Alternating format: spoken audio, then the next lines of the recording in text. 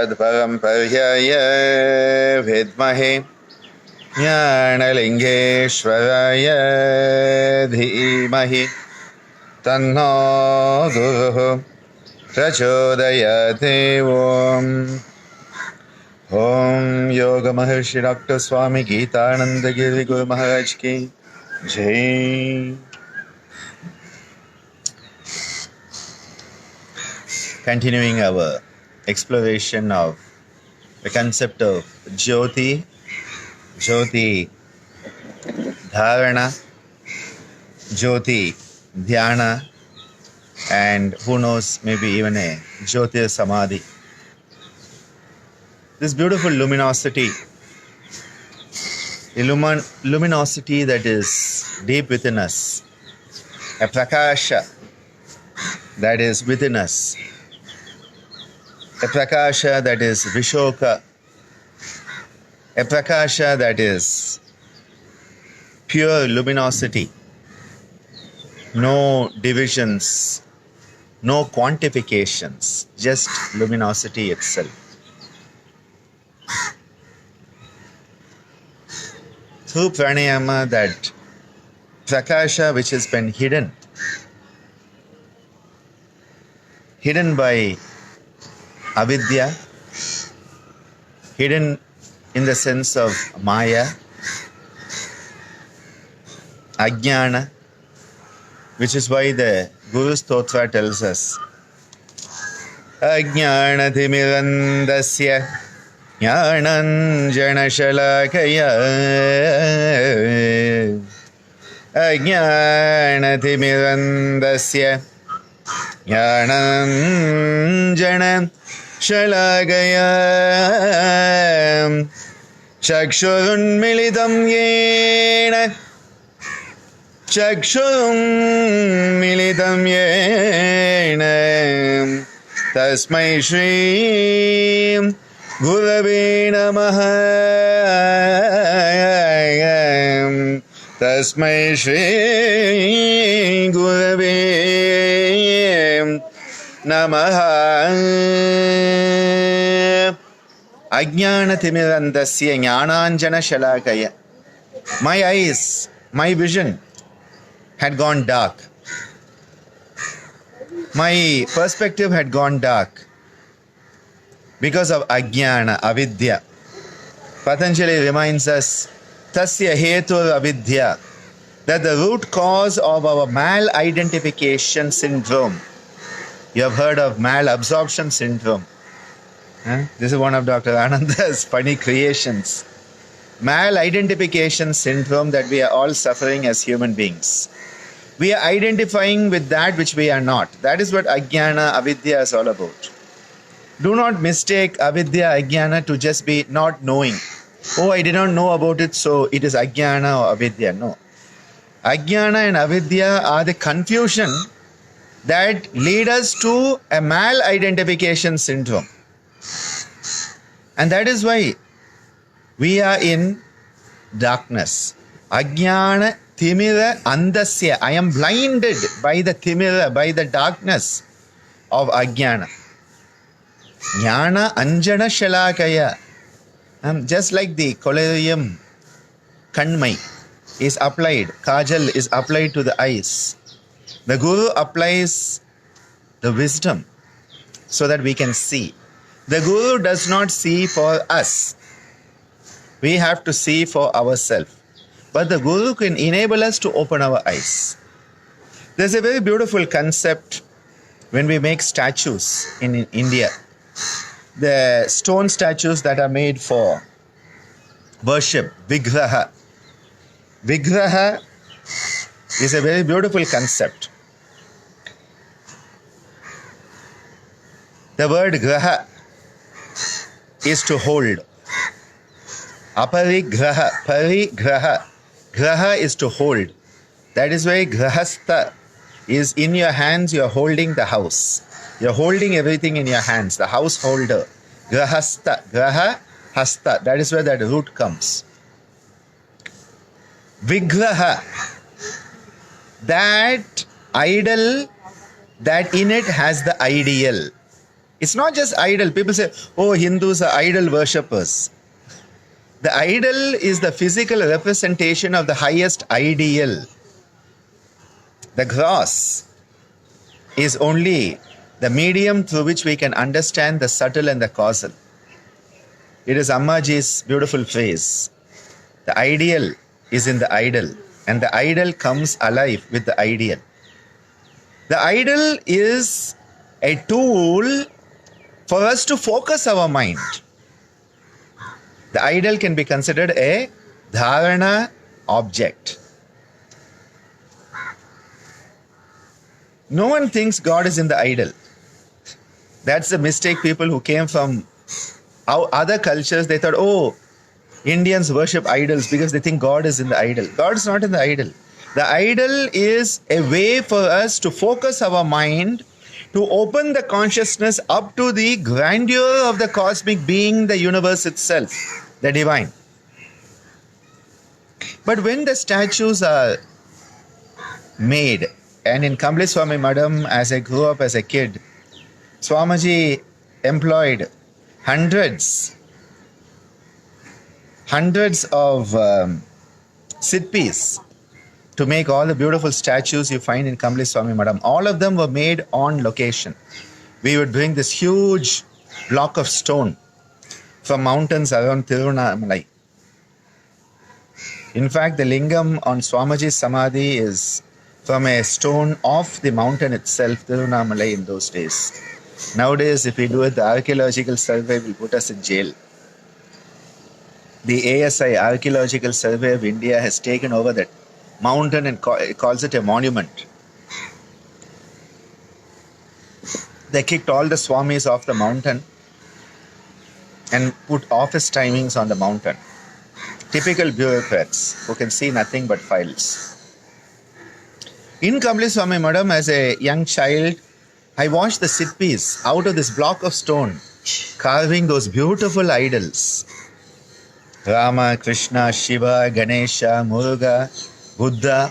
The Buddha one has a nice story that while they were doing it, suddenly it cracked open because there was a frog inside the stone. It's amazing, actually. I still don't understand how that happened. That there was this frog, Thera, they call it in Tamil. It's not really a frog, it's a type of a frog, a very flat one. Thera, they call it. It cracked open the stone. Under the Ganesha idol, we have a very nice ball inside. You put your hand in and you can rotate the ball. That is Ganesha's dancing on the globe, the earth itself. Nartana Ganesha. Nartana Ganapati he is. But I remember every time we did that, it's not just you carve a statue, put it in the temple, start worshipping it. There's a whole process of that idol becoming ready, fit for worship. And that process involved for one mandala, it had to be in, water. So in our swimming pool, under the water, we used to keep the statue for one mandala. Then another mandala, it had to be in the grain, the rice, the paddy. In the paddy, it had to be there. Finally, after all of this, with the chanting of the Vedic mantras and, the Nadaswaram, pip, pip, pip, dum, dum, dum, and all that, the idol is got ready. And then at that moment, the Siddhi comes and he opens the eyes of the idol. Till that point, the idol is perfectly ready, but the eyes are not open, which means that the pupil has not been carved onto that idol till that moment. And with this flame, with the Nadaswaram, with the Vedic chanting, the Siddhi finally opens the eyes of the idol.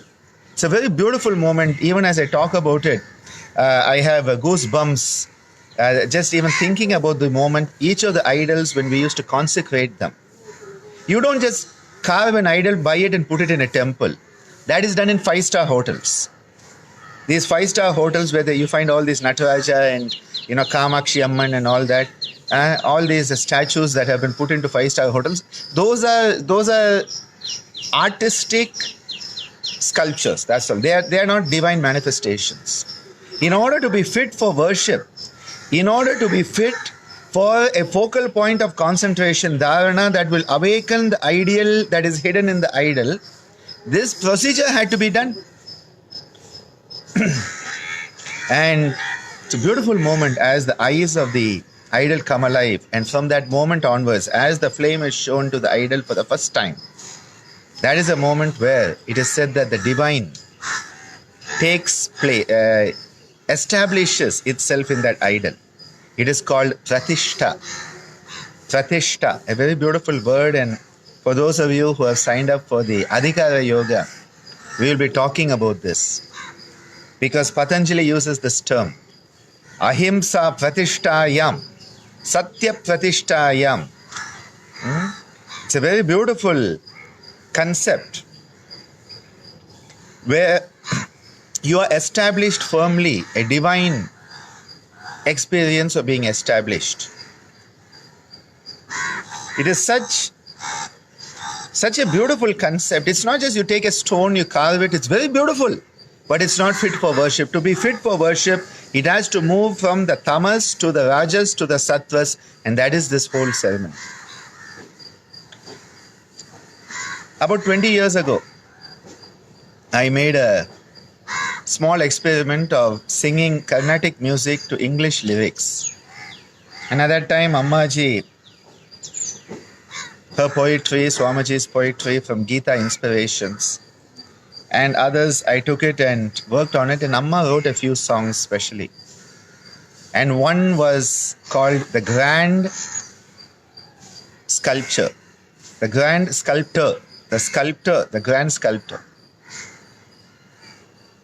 And in that, this concept of open my eyes with thy holy flame. Let that flame open my eyes. Soften my soul with thy holy name. Open my eyes with the holy flame. Soften my soul with thy holy name. I put it in the raga Basanta, which is the string. Open my eyes with the holy flame. Open my eyes with the holy flame. Soften my soul with thy holy name. Soften my soul with thy holy name. Grand Sculptor. I'll see if I can find a file and share it.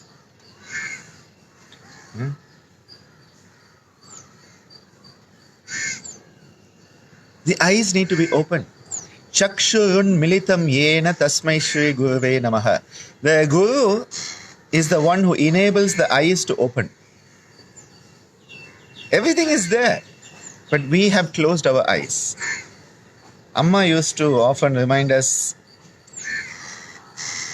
that the word ignorance has in it ignore. We ignore things and hence we are ignorant about them. Most people say, I'm ignorant because nobody told me. I didn't know. It's an excuse.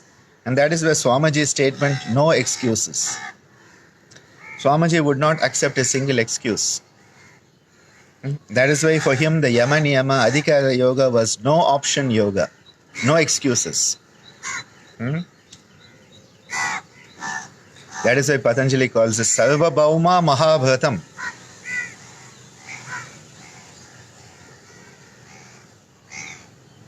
No excuses. When we want to understand these concepts, we need to understand the culture in which these concepts have evolved. I always tell people, you don't have to be a Hindu, you don't have to be an Indian to understand yoga. No, because yoga is universal. But the culture in which it has sprouted and grown and been nourished, when we understand it, we will understand yoga better. Otherwise, it's like you studying a dolphin in a box. You are studying a dolphin in the box. If you want to study a dolphin, you have to understand the dolphin in the water. It is only when you swim with the dolphin in the water, when you understand the water in which that dolphin can be itself, then you understand that dolphin. You put the dolphin in a box, you have a dolphin in a box. You put yoga in the box, you have yoga in the box. Box yoga, TM. Box yoga TM. That's a nice one. Not box. Ananda may end up making that box yoga TM. Before we go for the exploration of JYOTI Darshan-Dharana-Dhyanam today, I just wanted to share that this morning got up. It's a new month, July. The yantra cycles changed. A 6-4 month has become a 7-5. Drastic change is there. Went for my cycle and came back and looked at my emails, and it was very nice. It was a Pratipaksha day. Pratipaksha Bhavanam is the adoption of the contrary emotional attitude. That there can be negativities and you can start to create a positivity to replace the negativity and thus bring about a sense of balance. You're aware of the negativity, but you have chosen to replace it with a positivity to create balance. And I had 2 emails. And one was from someone who had triggered off a very negative experience a few days back, and a very beautiful apology from that person that showed me that person has understood yoga and that it was a lack of communication, a break in communication that caused the misunderstanding that was there. And I very much appreciate people, I admire people who can apologize. I think they are the strongest people. The people who can apologize are the strongest people on earth. Because to apologize is to understand that maybe I was wrong and I need to do something about it. And it touched my heart very deeply to have that email, and it was a Pratipaksha Bhavana moment where the negativity which was in my heart got washed away upon reading that email, and a very beautiful sense of lightness. This is what Pratipaksha Bhavanam is in day-to-day life. Do not think these are philosophical, some concept that are lived in the high Himalayas. Every moment is a moment that we can choose to have a Pratipaksha Bhavanam moment. And another email from someone who had rightfully paid for a set of DVDs, all my DVDs, and those DVDs have got lost in the way thanks to the COVID crisis and the postal services. We had sent them off 3 months ago. The person has still not got it. And the person says, I understand I have not got it. They have got lost on the way. And compared to what the world is going through, my losing the DVDs is a very small issue.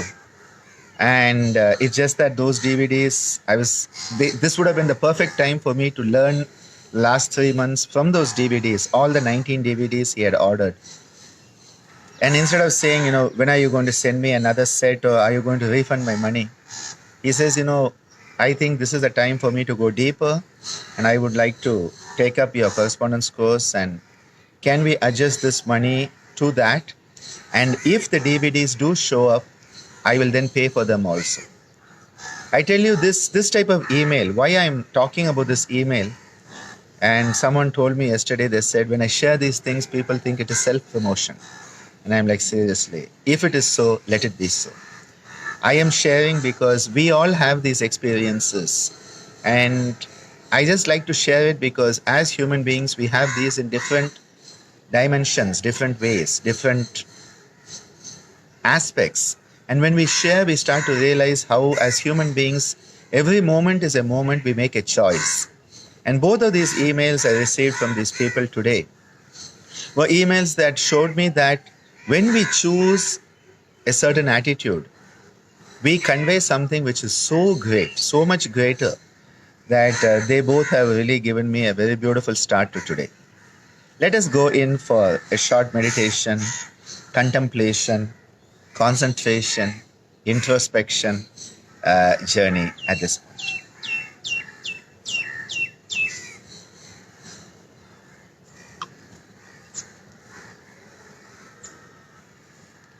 Sitting erect with your spine aligned to the rest of the body, head, neck, shoulders, spine aligned so energy can flow up and down without any blockages. A firm seat. Asana comes from the root to sit also, to be, to sit. And our sitting position is also an asana. We should have sthira and sukha, be stable and have a sense of ease. Breathing out, creating space.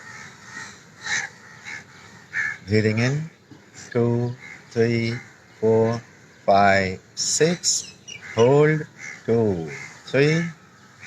Out, 2, 3, 4, 5, 6. Hold, 2, 3. In, 2, 3, 4, 5, 6. Hold, 2, 3. Out, 2, 3, 4, 5, 6. Hold, 2, 3.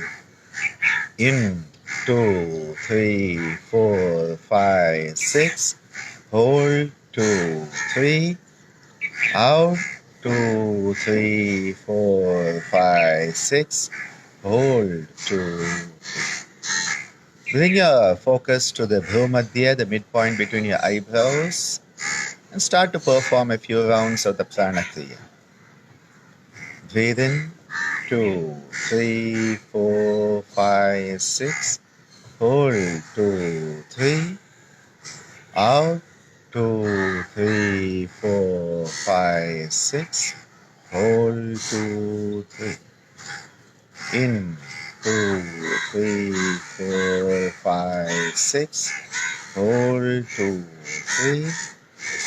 Out, 2, 3, 4, 5, 6. Hold, 2. In, 2, 3, 4, 5, 6. Hold, 2, 3.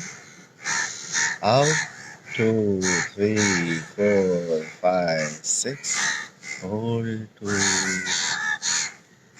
In, 2, 3, 4, 5, 6. Hold, 2, 3. Out, 2, 3, 4, 5, 6. Hold, 2. In, 2, 3, 4, 5, 6. Hold, 2, 3. Out, 2, 3, 4, 5, 6. Hold, 2.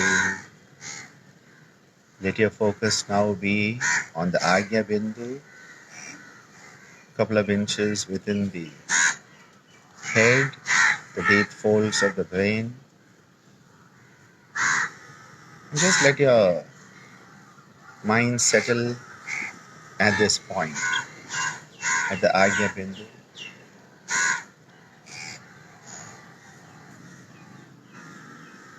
As you settle into this beautiful Bindu, begin to experience a luminosity that is the size of the tip of a pin. Having a darshan of the JYOTI within, a JYOTI darshan.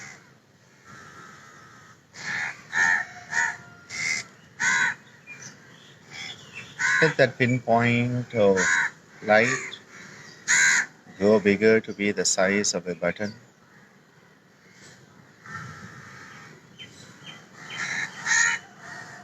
Steadily growing bigger to be the size of your thumb.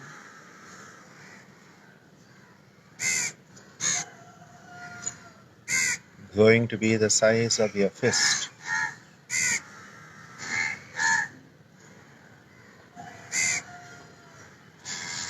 gradually expanding so that the luminosity fills the whole cranium.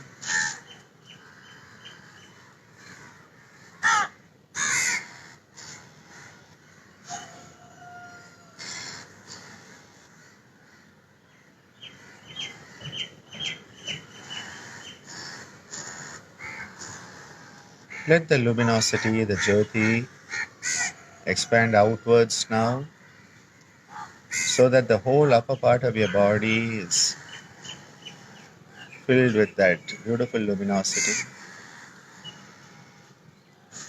expanding outwards millimeter by millimeter, centimeter by centimeter, inch by inch, so that your whole body is engulfed in this beautiful prakasha, the beautiful luminosity of the highest sattva.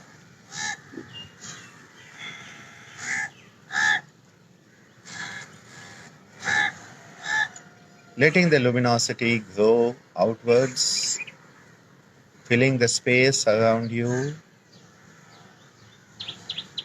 the room, the building, expanding out to fill your whole street, the locality in which you are residing.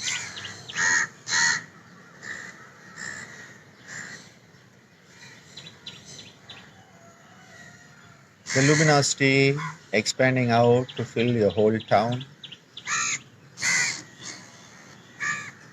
the bigger city areas, the whole state.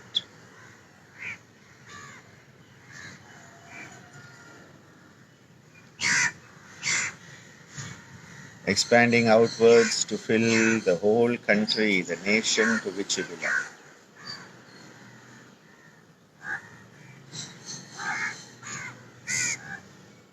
Expanding out to fill the whole continent. Finally expanding out to fill the whole planet.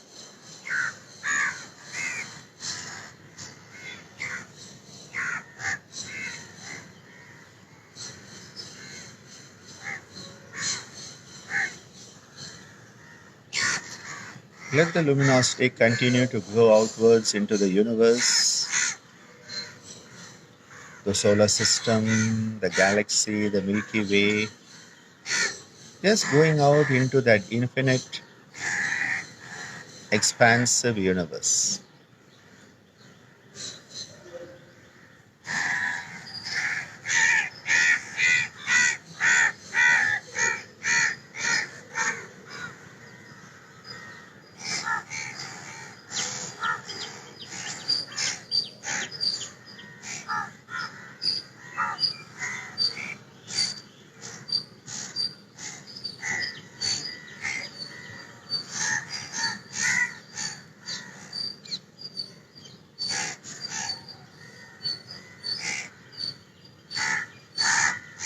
Begin to retrace your way back from the all-expansive universe, coming back into the Milky Way, the galaxy, the solar system, back so that the whole planet is engulfed in this beautiful light, the beautiful joy. Coming back to the continent in which you live, the country, the state, the city region, the town, the locality, the street, the building, the space immediately around you. And now your whole body engulfed in the light, letting it contract back so that the whole upper part of the body, the whole head region, and then coming back gradually to the size of a fist, the size of a thumb, the size of a button, and back to the pin-pointed Beautiful Jyoti deep within.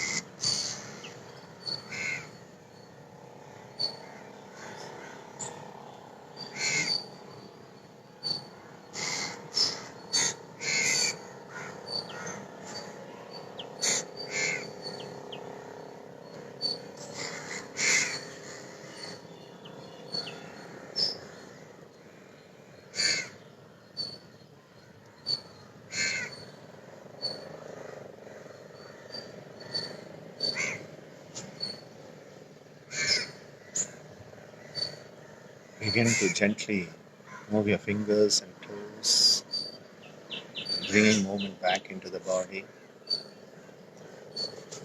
Rubbing your palms together, placing the warm palms over the eyes, letting the pranic poultice move through the eyes, forehead. Just blinking, slowly coming back to the externalized. The journey of the light, the journey of this luminescence, this beautiful luminosity that we are. This journey of going out into the expanded universe and then coming back. When you go out into the universe, you are expanding yourself. You are realizing that you are that drop in the ocean. And when you come back on this return journey, you realize the ocean is in you as a drop. The whole universe is in you. The energy of yourself going out to the universe, and then the whole universe coming in. Inside you is the infinite universe. That is the experience of the JYOTI Darshana, JYOTI Dharana, and JYOTI. Thank you very much.